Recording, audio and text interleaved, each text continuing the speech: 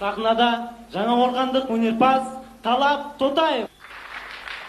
Талап Тотаев көпшілік көңілін баураған өзінің Марианна әнін орындап береді.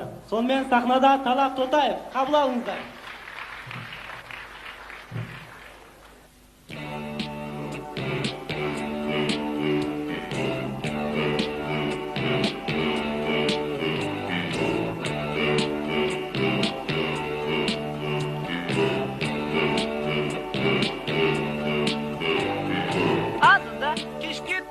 Көршілер біздің үйге жиналады. Сол кезде теледидардан байларда жылайды, фильм басталады. Мен ол киноны көрмеймін, менің басқада жұмыстарым бар. Ол кино бір сериалы дейді, оны көріп басында шашым ағарады.